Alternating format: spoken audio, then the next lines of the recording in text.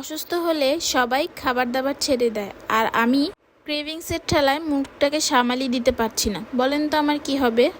Hello, আসসালামু আলাইকুম everyone. আমি আপনাদের নাজহাতুত তাহসিন আপা ওয়েলকাম জানাচ্ছি আমার নতুন একটি ব্লগে।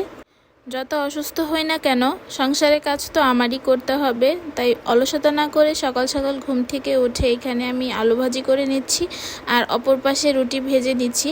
কারণ হচ্ছে বাচ্চাদেরকে নাস্তা তো আমার খাওয়াতেই হবে, কিছু আর করার নেই।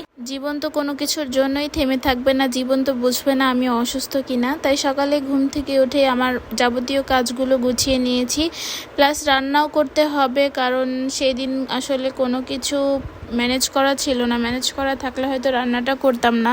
আর আমার যেহেতু ট্রিপলেটস বেবি, ওদেরকে হ্যান্ডেল করা খুবই কঠিন। ওদের পেটটা ভরা থাকলে একটু আমাকে কম জ্বালাতন করে।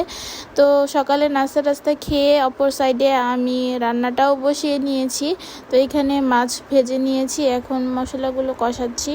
আমি একটু অসুস্থ, তাই আসলে ভিডিও করা হচ্ছিল না এতদিন। তারপরেও চেষ্টা করেছি অল্প অল্প কিছু ক্লিপ করে নিয়ে রাখার, আপনাদের সাথে শেয়ার করার জন্য। সেদিন পটল দিয়ে আসলে মাছ দিয়ে রান্না করছিলাম।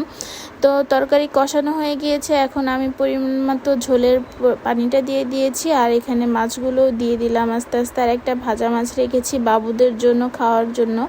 তো দেখেন আমার কাজ কাম, আমি এত কিছু রান্না করেছি, এত কিছু করেছি, কিন্তু কিছুই আমার খেতে ইচ্ছে করছে না। মুখে শুধু বাইরের খাবার খেতে ইচ্ছে করছে। সেদিন নাচোস আর নুডলস খাওয়ার, ফ্রেঞ্চ ফ্রাইজ খাওয়ার খুবই ইচ্ছা হচ্ছিল, তাই আমি ফুড পান্ডায় অর্ডার করে দিয়েছি। পার্সেল আসার পরেই আমি ঝাঁপিয়ে পড়েছি খাবারের উপরে। আশা করি আপনারা হাসবেন না আমার খাবারের ভিডিও দেখে।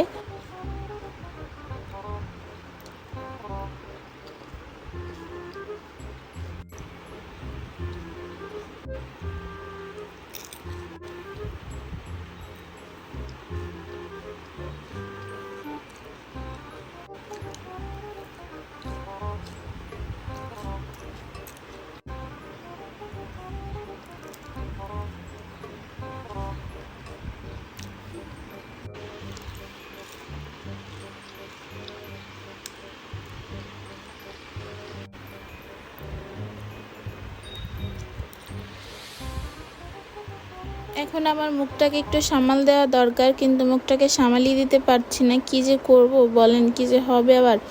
সবাই তো ভাবতে পারেন আমি সব কিছু একা একা খেয়েছি। না, আমি নাচোসটা একা একা খেয়েছি আর ফ্রেঞ্চ ফ্রাইস আর নুডলসটা ভাগ করে খেয়েছি, কারণ আমার বাচ্চারা এগুলো অনেক পছন্দ করে। তাই ওরা যখন ঘুম থেকে উঠেছে ওদের জন্য রেখে দিয়েছিলাম, সেটা ওদেরকে দিলাম খেতে। আমার মেয়ের তো অবস্থা খারাপ, সে ঝাল তারপরেও খাচ্ছে। আমার বাচ্চারা আসলে আমার মতো বাহিরের খাবার খেতে খুব পছন্দ করে। আমি যেমন ঘরে অনেক কিছু রান্না করেছি, বাট তারপরেও আমার খেতে ইচ্ছে করছিল না। ওরাও সেম আমার মতোই, বাহিরের খাবার ওদের খুব খেতে পছন্দ করে। আমাকেও খাওয়াতে দিবেন না ওদেরকে। দেখেন আমার মেয়ের অবস্থা ঝালে কি করছে। তারপর আমার বাসায় গিয়েছিলাম, একটু চা খেয়েছি। তো এই ছিল আজকের খাওয়া দাওয়াময় ভিডিও। আশা করি সবার ভালো লেগেছে। ভালো লাগলে অবশ্যই লাইক কমেন্ট শেয়ার করে পাশে থাকবেন। আল্লাহ হাফেজ।